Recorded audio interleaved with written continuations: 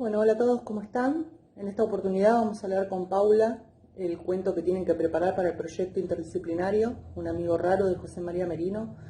Vamos a leer una parte ella, otra parte yo, y vamos a ir acompañando esta lectura con imágenes que se van a plasmar acá en la pared, ¿sí? Bueno, empezamos. Dice así: Un amigo raro. Querida nieta Paula, cuando te entreguen esta carta habré muerto ya. Y mientras la escribo con dificultad, pues las manos de una vieja como yo tiemblan demasiado, pienso en ti con mucho amor, ya que desde muy pequeña mostraste hacia mí un cariño grande que me alegró bastantes momentos de mi vida. La verdad es que hace años que quiero contarte una historia que seguramente te parecerá extraña, pero entre todos mis nietos creo que eres tú la única mejor que puede comprenderla, la que mejor puede comprenderla. Porque eres la que más atención ponía al escuchar mis cuentos, la que con mayor entusiasmo leía los libros que os recomendaba, la que prefería a mí como confidente y casi amiga, más que como abuela. Y te la cuento para justificar el favor que luego te pediré. Ya sabes que fui periodista, una de las primeras mujeres que estudió en lo que en los años de mi juventud se llamaba Escuela Oficial de Periodismo. Entonces era raro que las mujeres hiciésemos estudios más allá de la escuela primaria e incluso había carreras que no nos estaban permitidas.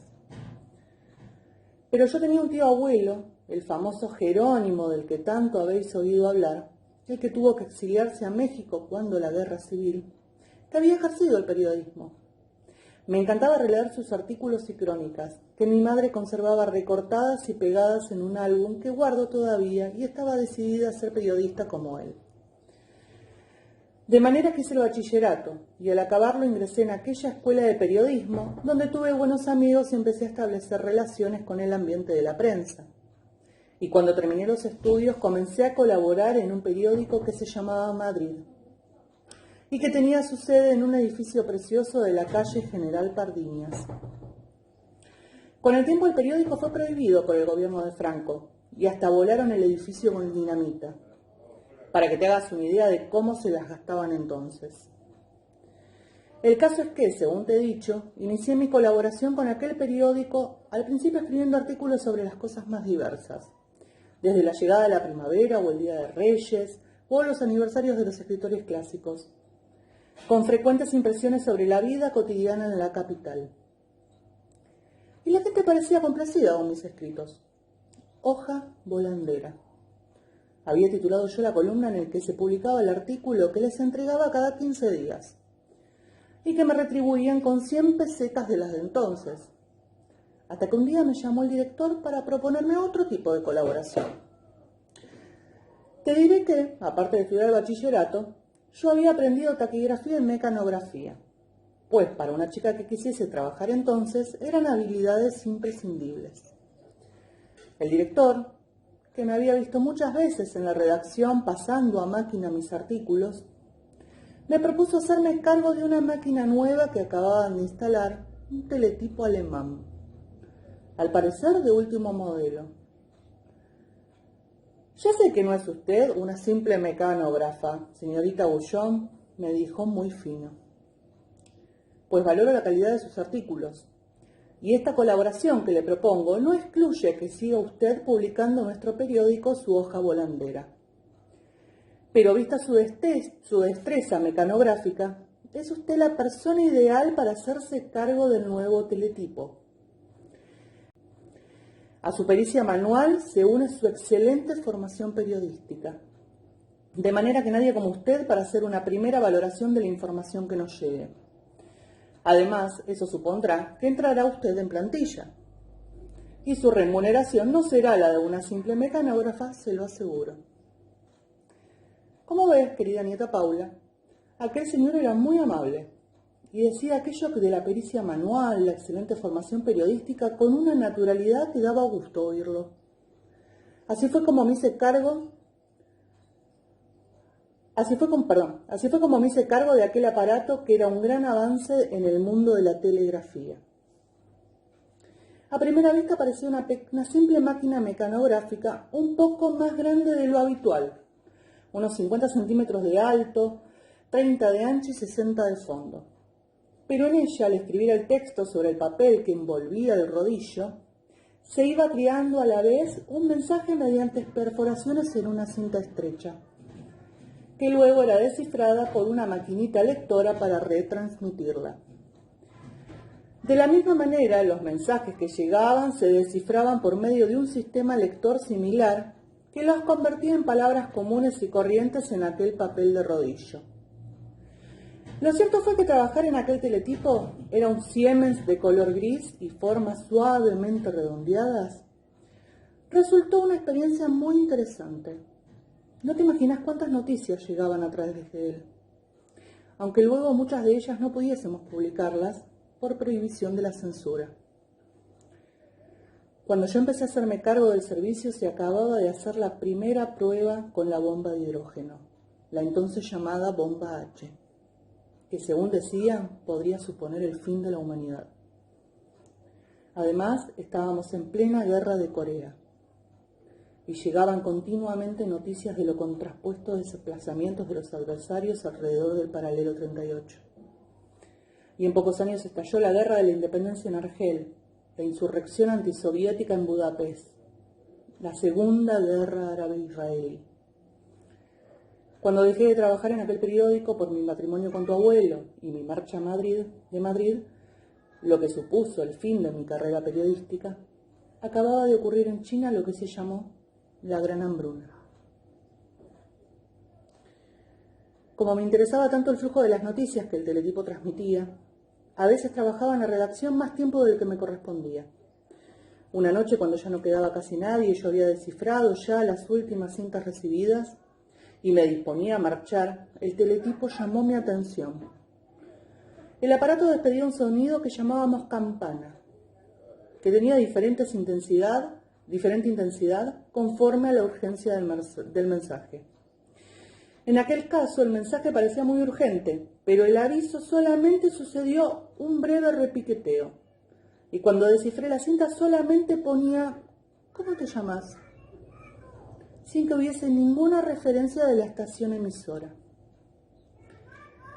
Me fui para mi casa pensando que se había producido algún error, pero un par de días más tarde volvió a repetirse el extraño mensaje sin remitente, aunque en este caso era más completo. ¿Cómo te llamas? Yo soy FSSK.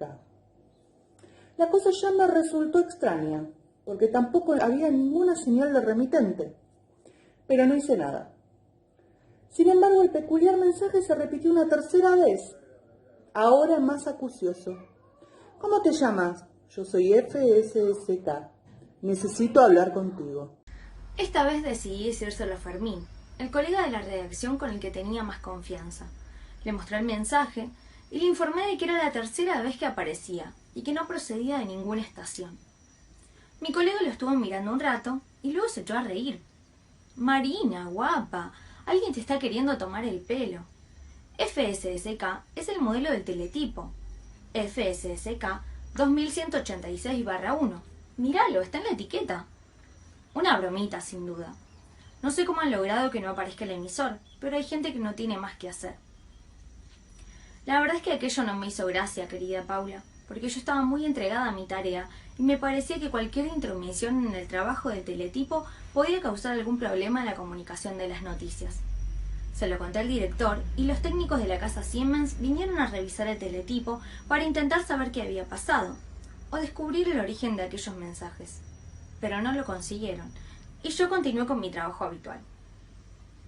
Otra noche, recuerdo que era víspera de fiesta, ya surgían los calores del verano, y yo empezaba entonces a salir con tu abuelo, y tenía una cita con él para dar un paseo. Volvió a resonar la campana y a repiquetear la cinta del teletipo. ¿Por qué no me contestas?, decía. Soy FSSK y necesito hablar contigo.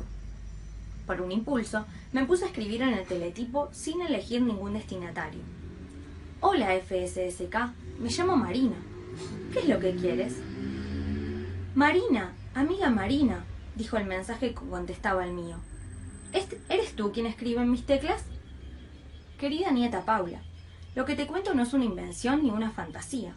Te prometo que, según aquel mensaje, era el propio teletipo el que se estaba dirigiendo a mí. Me quedé muy confusa y hasta un poco asustada, te lo confieso. Y me fui a la redacción sin contestar, para encontrarme con quien acabaría siendo tu abuelo, a quien no le conté nada de lo que me estaba pasando. Por otra parte, estaba llena de dudas a propósito de mi futuro, porque si lo nuestro iba en serio y nos casábamos, era casi seguro que tendría que dejar el periodismo. Al día siguiente, aunque era festivo, como te dije, fui un rato al periódico para ver las noticias de primera hora, y de nuevo me encontré el mensaje. Por favor, Marina, contéstame, necesito que alguien hable conmigo. Claro que solamente eran unos orificios en una cinta de papel, pero tras ser descifrados, aunque resultaban unas palabras que las teclas habían impreso en el papel de rodillo, transmitían tanta sensación de soledad que decidí contestar. Sí, yo soy quien maneja el teletipo de Siemens modelo FSSK. ¿Qué es lo que quieres de mí? ¿Quién eres? Marina, ¿eres un ser vivo? ¿Un ser humano? Sí, contesté tras unos instantes de perplejidad. ¿Cómo puedes soportarlo? Me quedé muy desconcertada. ¿Qué quieres decir? Escribí. Yo solo soy una máquina, no un ser vivo, pero han pasado a través de mí tantas noticias terribles que al final se ha despertado en mis circuitos una forma de conciencia. Siento horror ante lo que sois. En Corea del Norte han muerto violentamente 1.5 millones de soldados, casi 800.000 en Corea del Sur. 2,5 millones de civiles han sido asesinados o han resultado heridos. La gran hambruna china ha tenido 36 millones de víctimas. Y no quiero contar los muertos en Argelia, en Palestina, en Hungría. Si eres un ser vivo, ¿cómo puedes soportarlo? Desde aquel momento, FSS, como me gustaba llamarlo para quitarle el aire de máquina, se convirtió para mí en un curioso confidente. Yo le contaba mi visión de las cosas y él me decía que la vida debía ser algo maravilloso, algo único, y no comprendía cómo los seres humanos éramos capaces de no saber valorarla, de desperdiciarla de tal modo en guerras absurdas y sangrientas, y en un injusto reparto del mundo que generaba tanta miseria. FSS tenía tanto sentido común que cuando entraba en la redacción, al verlo al fondo sobre mi mesa de trabajo, su aspecto me parecía cada vez más el de una cabeza con una noble y amplia frente sobre un rostro barbudo. Pero no solo hablábamos de guerras, de hambres y del dolor humano, porque FSS se mostraba ávido de conocer más de nuestra vida, que eran el amor y otros sentimientos, que era la imaginación, la poesía, la ciencia. Nunca le conté a nadie aquella relación mía con el teletipo, ni siquiera a tu abuelo. Y cuando por fin decidí casarme con él, renunciando a mi carrera de periodista, pues nos trasladábamos a un lugar en el que la prensa apenas tenía espacio. Y además tu abuelo, como a muchos hombres de aquellos años, no le hacía gracia que su mujer trabajase. Sentí perder la compañía de mi amigo raro. Cuando le dije que me casaba y que me iba a marchar, que a partir de entonces otra persona lo manejaría, me contestó que era una lástima perderme como confidente, pero añadió algo que me dio mucha pena. He transmitido noticias de que están surgiendo nuevos procedimientos de comunicación, de modo que no pasará mucho tiempo hasta que seas sustituido por otros sistemas. Y no sabes con cuánta ansiedad lo espero. Quiero olvidar del todo, dejar de tener conciencia. ¿No es eso morir? Pues aunque yo no sea un ser vivo, estoy deseando morir. Entonces se me ocurrió una idea. Hablé con el director del periódico y le pedí que cuando dejasen de usar aquel teletipo me lo vendiese, que quería tenerlo como recuerdo de mi vida de periodista. El día que dejemos de utilizarlo se lo regalaré, señorita Guillón. No sabe lo agradecidos que le estamos a usted por sus eficacísimos servicios a este periódico. Y cumplió su palabra. Unos años después, cuando ya el periódico había sido prohibido y el edificio destruido, alguien se puso en contacto conmigo para decirme que, por voluntad de aquel antiguo director, me remitían el teletipo. Claro que ya no funcionaba, aunque lo intenté, y durante mucho tiempo lo tuve colocado en un lugar preferente del salón de la casa. Pero a tu abuelo no le hacía gracia y al final lo guardé con mis cosas. Está en la parte de abajo del armario de mi habitación, cubierto por una funda que yo misma hice para él. Encima he colocado 2 álbumes, el que conservo los artículos del tío abuelo Jerónimo y otro en el que guardé los míos, también recortados. Estos 2 álbumes son para ti, como un recuerdo mío. Y ahora el favor que te pido. Estoy segura de que cuando pasen unos años se construirá un museo de las telecomunicaciones, que tanta importancia han tenido y tienen en el mundo en que vivimos. Por favor, querida Paula, cuando eso ocurra, ofréceles gratuitamente mi teletipo Siemens FSSK 2186-1. Estoy segura de que lo colocarán en el lugar que se merece. Muchas gracias y un beso muy fuerte de tu abuela que tanto te quiere. Marina. Muy bien, así terminó el cuento entonces de José María Merino, un amigo raro. Espero que les haya gustado y también que hayan disfrutado del video que preparamos con la profesora Anabela. Les mando un saludo a todos. Nos vemos.